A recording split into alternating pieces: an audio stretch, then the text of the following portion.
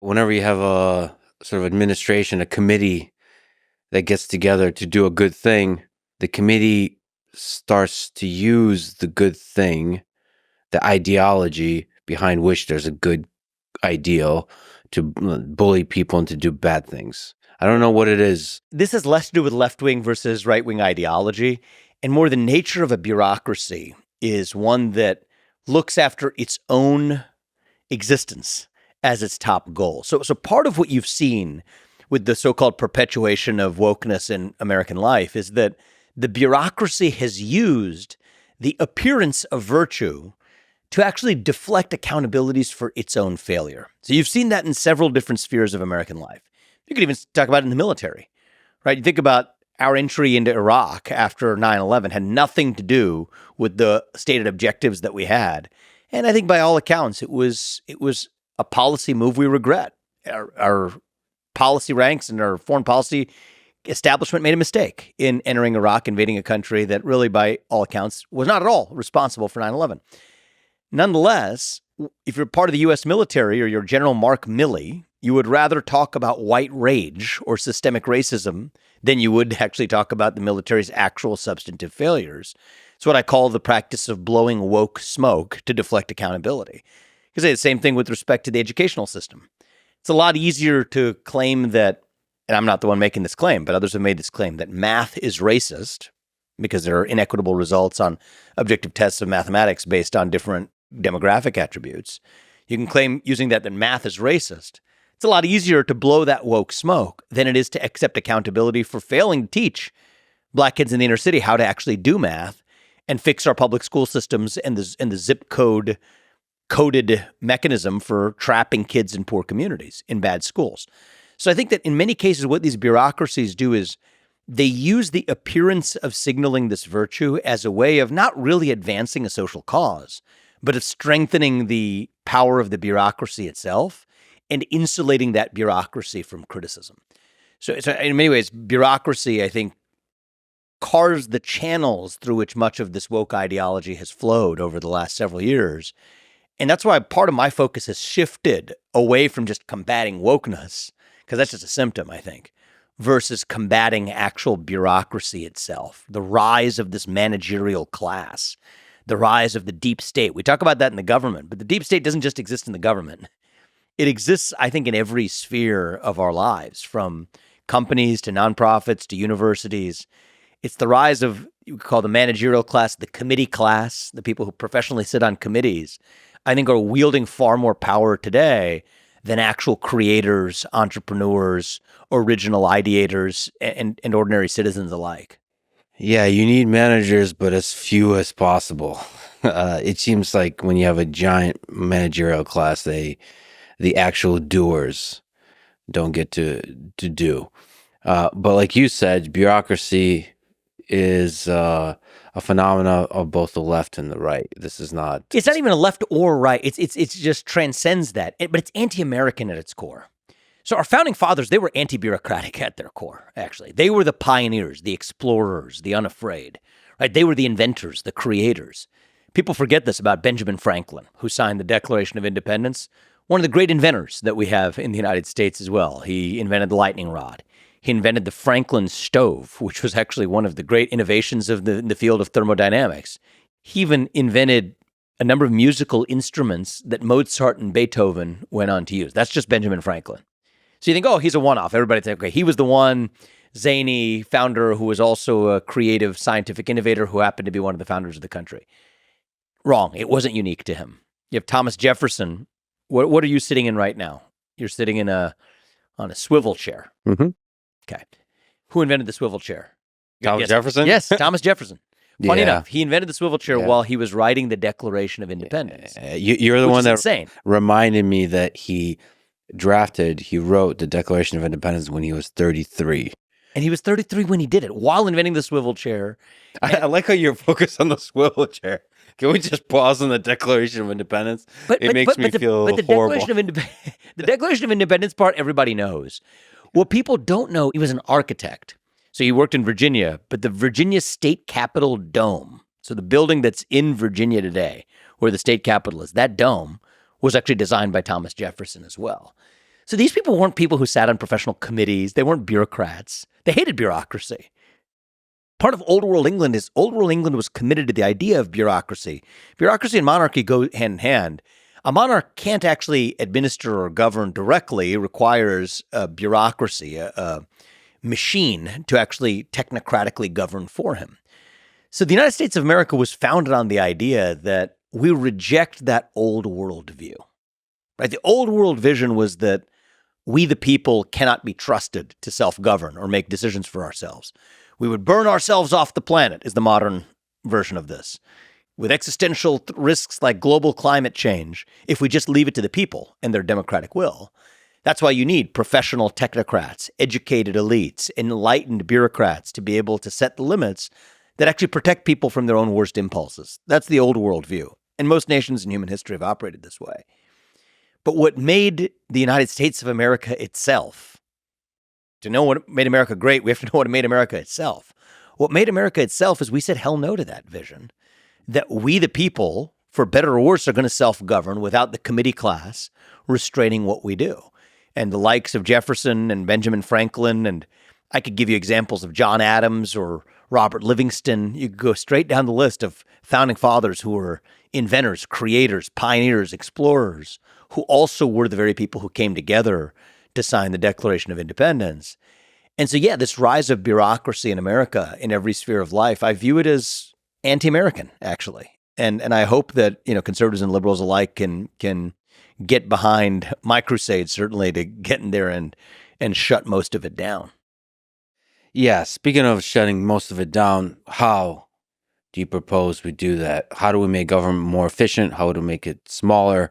What are the different ideas of how to do that? Well, the first thing I will say is you're always taking a risk.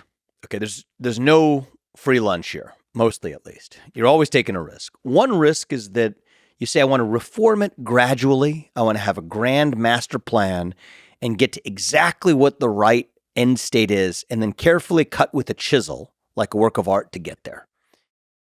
I don't believe that approach works. I think that's an approach that conservatives have taken for many years. I think it hasn't gotten us very far. And the reason is, if you have like an 8-headed hydra and you cut off one of the heads, it grows right back. The other risk you could take, so that's the risk of not cutting enough. The other risk you could take is the risk of cutting too much. To say that I'm going to cut so much that I'm going to take the risk of not just cutting the fat, but also cutting some muscle along the way, that I'm going to take that risk. I can't give you option C, which is to say that I'm going to cut exactly the right amount. I'm going to do it perfectly. Okay, you don't know ex ante. You don't know beforehand that that's exactly how it's going to go. So that's a meaningless claim. It's only a question of which risk you're going to take. I believe in the moment we live in right now, the second risk is the risk we have to be willing to take. And we haven't had a class of politician. I mean, Donald Trump in 2016 was, I think, the closest we've gotten. And I think the second term will be even closer to what we need. But short of that, I don't think we've really had a class of politician who has gotten very serious about cutting so much that you're also going to cut some fat, but not only some fat, but also some muscle. That's the risk we have to take. So the way I would do it, 75% headcount reduction across the board in the federal bureaucracy, send them home packing, shut down agencies that shouldn't exist, rescind every unconstitutional regulation that Congress never passed. In a true self-governing democracy, it should be our elected representatives that make the laws and the rules, not unelected bureaucrats. And that is the single greatest form of economic stimulus we could have in this country, but it is also the single most effective way to restore self-governance in our country as well. And it is the blueprint for, I think, how we save this country. That's pretty gangster. 75%. There's this kind of almost meme-like video of Argentinian President Javier Milei, where on a whiteboard, he has all the, I think, 18 ministries lined up. And he's ripping like Department of Education, gone. And he's just going like this. Now, the situation in Argentina is pretty dire. Mm-hmm. And the situation in the United States is not, despite everybody saying, oh, the empire is falling. This is still, in my opinion, the greatest nation on earth. Still, the economy is doing very well. Still, this is the hub of culture, the hub of innovation, the hub of so many amazing things. Do you think it's possible to do something like firing 75% of people in government when things are going relatively well? Yes. In fact, I think it's necessary and essential. I think depends on what your level of well really is, what you're benchmarking against. America's not built on complacency, right? We're built on the pursuit of excellence. And are we still the greatest nation on planet Earth? I believe we are. I agree with you on that. But are we great as we could possibly be, or even as we have been in the past, measured against our own standards of excellence? No, we're not. I think the nation is in a trajectory of decline. That doesn't mean it's the end of the empire yet. But we are a nation in decline right now. I don't think we have to be. But part of that decline is driven by the rise of this managerial class, the bureaucracy, sucking the lifeblood out of the country, sucking the lifeblood out of our innovative culture, our culture of self-governance. So is it possible? Yeah, it's really possible. I mean, I'll tell you one easy way to do it. This is I'm being a little bit glib here, but I think it's not crazy, at least as a thought experiment. Get in there on day one. Say that anybody in the federal bureaucracy who is not elected representatives obviously are elected by the people, but of the people who are not elected, if your social security number ends in an odd number, you're out. If it ends in an even number, you're in. There's a 50% cut right there. Of those who remain, if your social security number starts in an even number, you're in. And if it starts with an odd number, you're out. Boom. That's a 75% reduction, done literally stochastically, okay? One of the virtues of that, it's a thought experiment, not a policy prescription, but one of the virtues of that thought experiment is that you don't have a bunch of lawsuits you're dealing with about gender discrimination or racial discrimination or political viewpoint discrimination. Actually, the reality is you didn't bring the chisel, you brought a chainsaw. I guarantee you, do that on day one and do step two on day two. On day three, not a thing will have changed for the ordinary American other than the size of their government being a lot smaller and more restrained, spending a lot less money to operate it. And most people who run a company, especially larger companies, know this. It's 25% of the people who do 80 to 90% of the useful work. These government agencies are no different. So now imagine you could do that same thought experiment, but not just doing it at random, but do it still at large scale while having some metric of screening for those who actually had both the greatest competence as well as the greatest commitment and knowledge of the Constitution. That, I think, would immediately raise not only the civic character of the United States. Now we feel, okay, the people we elect to run the government, they've got the power back. They're running the government again, as opposed to the unelected bureaucrats who wield the power today. It would also stimulate the economy. I mean, the regulatory state is like a wet blanket on the American economy. Most of it's unconstitutional. All we require is leadership with a spine to get in there and actually do what conservative presidents have maybe gestured towards and talked about, but have not really effectuated ever in modern history. And by the way, that kind of thing would attract the ultra competent to actually want to work in government. Exactly, which you're missing today. Because right now, the government would swallow them up. Most competent people feel like that bureaucratic machine will swallow them whole. You clear the decks of 75% of them, real innovators can then show up. Yeah, there's kind of this cynical view of capitalism where people think that the only reason you do anything is to earn more money. But I think a lot of people would want to work in government to build something that's helpful to a huge number of people. Yeah, well, look, I think there's opportunities for the very best to have large-scale impact in all kinds of different institutions, in our universities, Sure. to K through 12 education, through entrepreneurship. I'm obviously very biased in that regard. I think there's a lot you're able to create that you couldn't create through government. But I do think in the moment that we live in, where our government is as broken as it is and is as responsible for the declining nature of our country, yeah, I think bringing in people who are unafraid, talented, and able to have an impact could make all of the difference. And I agree with you. I don't think actually most people, even most people who say they're motivated by money, I don't think are actually motivated by money. I think most people are driven by a belief that they can do more than they're being permitted to do right now with their skill sets. See, I'll tell you that. So I've run a number of companies, and one of the things that I used to ask when I was, I'm not day-to-day involved in them anymore, but as a CEO, I would ask when I did interviews. And the first company I started at Roivant, like for 4 years in, I mean, company was pretty big by that point. I would still intend on interviewing every candidate before they joined, screening for the culture of that person. And I can talk a lot more about things we did to build that culture. But one of the questions I would always ask them naturally just to start a conversation, it's a pretty basic question, is why did you leave your last job, or why are you leaving your last job? I'll tell you what I didn't hear very often is that I wasn't paid enough, right? And maybe they'd be shy to tell you that during an interview, but there's indirect ways to signal that. That really wasn't at all like even a top 10 reason why people were leaving their job. I'll give you what the number one reason was, is that they felt like they were unable to do the true maximum of what their potential was in their prior role. That's the number one reason people leave their job. And, I think, by the way, I would say that I'm saying that in a self-boastful way that we would attract these people. I think that's also true for most of the people who left the company as well, Roivant, right? And that was true at Roivant, it's true at other companies I've started.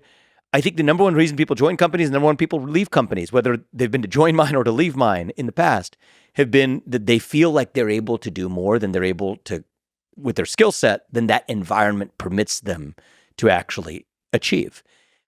And so I think that's what people hung for. When we think about capitalism and true free market capitalism, and we used words earlier like meritocracy, it's about building a system, whether it's in a nation or whether it's even within an organization, that allows every individual to flourish and achieve the maximum of their potential. And sometimes it just doesn't match for an organization where, let's say, the mission is here and somebody's skill sets could be really well aligned to a different mission. Then the right answer is it's not a negative thing. It's just that person needs to leave and find their mission somewhere else. But to bring that back to government, I think part of what's happened right now is that the rise of that bureaucracy in so many of these government agencies has actually obfuscated the mission of these agencies. I think if you went to most federal bureaucracies and just asked them, like, what's the mission? I'm just making one up off the top of my head right now. The Department of Health and Human Services. What is the mission of HHS in the United States of America? I doubt somebody who works there, even the person who leads it, could give you a coherent answer to that question. I just heavily doubt it. And you could fill in the blank for, any range of other Department of Commerce. I mean, I just could go straight down the list of each of these other ones. What is the mission of this organization? You can even say it for the U.S. military. What's the purpose of the U.S. military, the Department of Defense? I can give you one. I think it is to win wars, and more importantly, through its strength, to avoid wars. That's it. Well, okay, if that's the mission, then okay, it's not tinkering around and messing around in some foreign conflict where we kind of feel like it sometimes and other ones where we don't. And who decides that? I don't really know, but whoever the people are that decide that, we follow those orders. No, our mission is to protect the United States of America, to win wars, and to avoid wars. Boom. Those three things. What does protecting the United States of America mean? Number one, the homeland of the United States of America and the people who reside there. Okay, that's a clear mission. I mean, the Department of Health and Human Services maybe could be a reasonable mission to say that I want to make America the healthiest country on planet Earth, and we will develop the metrics and meet those metrics. And that's the goal of the Department of HHS, to set policies, or at least to implement policies that best achieve that goal. But you can't, and maybe that's the right statement of the mission, maybe it's not. But one of the things that happens is when you're governed by the committee class, it dilutes the sense of mission out of any organization, whether it's a company or a government agency or bureaucracy. And once you've done that, then you lose the ability to attract the best and the brightest, because in order for somebody to achieve the maximum of their potential, they have to know what it's towards. There has to be a mission in the first place. Then you're not getting the best and brightest. You get more from the committee class, and that becomes a self-perpetuating downward spiral. And that is what the blob of the federal bureaucracy really looks like today. Yeah, you said something really profound. At the individual scale of the individual contributor, doer, creator, what happens is you have a certain capacity to do awesome shit. And then there's barriers that come up where you have to wait a little bit. This happens, there's friction always. When humans together are working on something, there's friction. And so the goal of a great company is to minimize that friction, minimize the number of barriers. And what happens is the managerial class, the incentive is to create barriers. That's what it does. I mean, that's just by the nature of a bureaucracy. It creates sand in the gears to slow down whatever the other process was. Is there some room for that somewhere in certain contexts? Sure. It's like a defensive mechanism that's designed to reduce dynamism. But I think when that becomes cancerous in its scope, it then actually kills the host itself, whether that's a school, whether that's a company, whether that's a government. And so the way I think about it, Lex, is there's sort of a balance of distributed power. And I don't mean power in the Foucault sense of social power, but I mean just sort of power in the sense of the ability to effect relevant change in any organization between what you could call the founder class, the creator class, the everyday citizen, the stakeholder class, and then the managerial class. And there's a role for all three of them, right? You could have the constituents of an organization, say in a constitutional republic, that's the citizen. You could have the equivalent of the creator class, the people who create things in that polity. And then you have the bureaucratic class that's designed to administer and serve as a liaison between the two. I'm not denying that there's some role somewhere for people who are in that managerial class. But right now, in this moment in American history, and I think it's been more or less true for the last century, but it's grown, starting with Woodrow Wilson's advent of the modern administrative state, metastasizing through FDR's New Deal and what was required to administer it, blown over and metastasizing further through LBJ's Great Society and everything that's happened since, even aided and abetted by Republican presidents along the way, like Richard Nixon, has created a United States of America where that committee class, both in and outside the government in our culture, wields far too much influence and power relative to the everyday citizen stakeholder and to the creators who are in many ways constrained, hamstrung, shackled in a straitjacket from achieving the maximum of their own potential contributions. And, I certainly feel that myself. I probably identify as being a member of that creator class most closely. It's just what I've done. I create things. And I think we live in an environment in the United States of America where we're still probably the best country on earth, where that creator has that shot. So that's the positive side of it. But one where we are far more constrictive to the creator class than we have been when we've been at our best. And that's what I want to see change.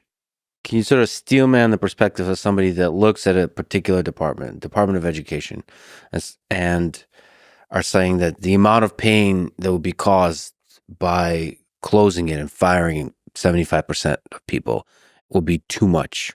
Yeah. So I go back to this question of mission, right? A lot of people who make arguments for the Department of Education aren't aware why the Department of Education was created in the first place, actually. So that might be a useful place to start, is that this thing was created. It had a purpose, presumably. What was that purpose? Might be at least a relevant question to ask before we decide what are we doing with it or not. What was the purpose of this thing that we created? It's not it to me seems like a highly relevant question, yet in this discussion about government reform, it's interesting how eager people are to skip over that question and just to talk about, okay, but we got the status quo and it's just going to be disruptive, versus asking the question of, okay, this institution was created. It had an original purpose. Is that purpose still relevant? Is this organization at all fulfilling that purpose today? To me, those are some relevant questions to ask. So let's talk about that for the Department of Education.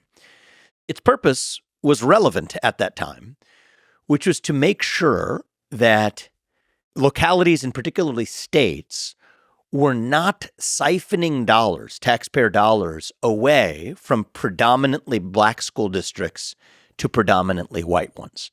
And that was not a theoretical concern at the time. It was happening, or there was at least some evidence that that was happening in certain states in the South.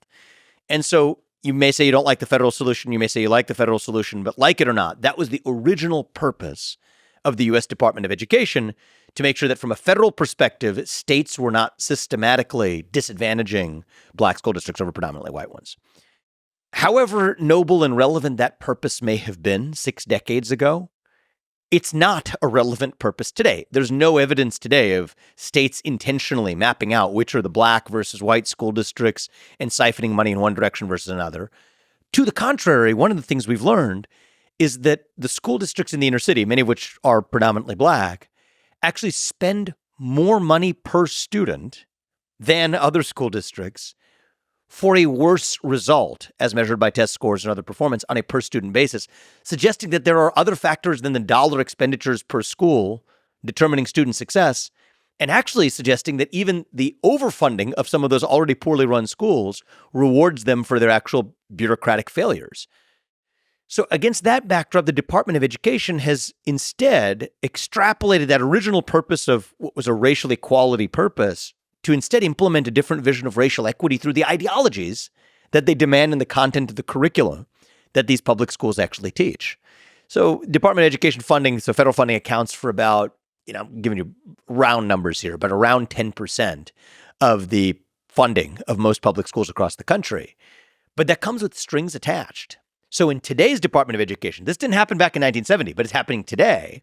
Ironically, it's funny how these things change with the bureaucracies that fail. They blow woke smoke to cover up for their own failures.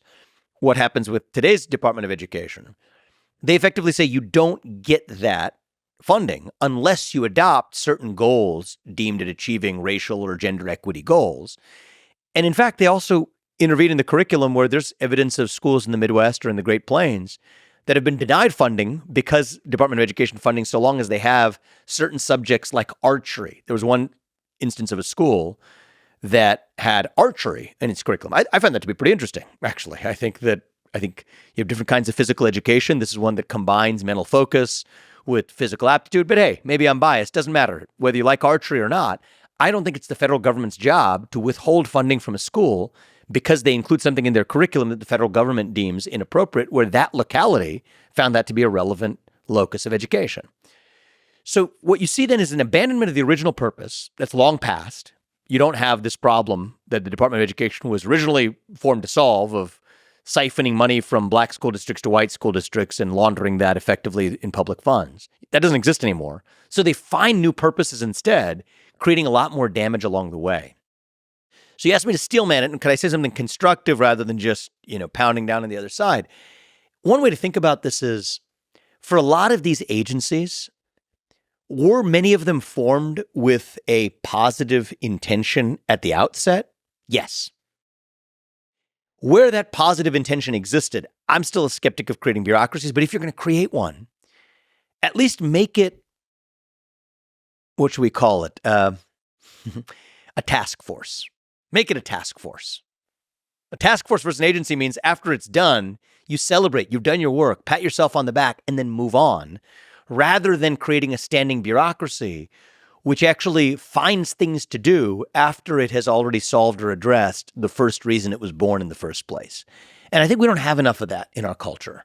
Right? I mean, even if you have a company that's generated tons of cash flow and it's solved a problem, let's say it's a biopharmaceutical company that developed a cure to some disease, and the only thing people knew at that company was how to develop a cure to that disease, and they generated a boatload of cash from doing it. At a certain point, you could just give it to your shareholders and close up shop, and that's actually a beautiful thing to do. You don't see that happen enough in the American consciousness and the American culture of when an institution has achieved its purpose, celebrate it, and then move on. And I think that culture in our government would result in a vastly restrained scope of government, rather than today, it's a one-way ratchet. Once you cause it to come into existence, you cause new things to come into existence, but the old one that came into existence continues to persist and exist as well. And that's where you get this metastasis over the last century. So what kind of things do you think government should do that the private sector, the forces of capitalism, would create drastic inequalities or create the kind of pain we don't want to have in government? So if the question is what should government do that the private sector cannot, I'll give you one. Protect our border. I mean, capitalism, it's never going to be the job of capitalists or never going to be the capability or inclination of capitalists to preserve a national border. And I think a nation, it's literally, I think one of the chapters of this book, okay? A nation without borders is not a nation. It's almost a tautology. An open border is not a border. Capitalism is not going to solve that. What's going to solve that is a nation. Part of the job of the federal government is to protect the homeland of its nation, in this case, the United States of America. That's an example of a proper function of the federal government, to provide physical security to its citizens. Another proper role of that federal government is to look after, or in this case, it could be state government, to make sure that private parties cannot externalize their costs onto somebody else without their consent. It's a fancy way economists would use to describe it. What does that mean? It means if you go dump your chemicals in somebody else's river, then you're liable for that. It's not that, okay, I'm a capitalist, and so I want to create things, and I'm going to do hell or high water, whether or not that harms people around me. The job of a proper government is to make sure that you protect the rights of those who may be harmed by those who are pursuing their own rights through a system of capitalism. In seeking prosperity, you're free to do it. But if you're hurting somebody else without their consent in the process, the government is there to enforce what is really just a different form of enforcing a private property right. So I would say that those are two central functions of government, is to preserve national boundaries and the national security of a homeland.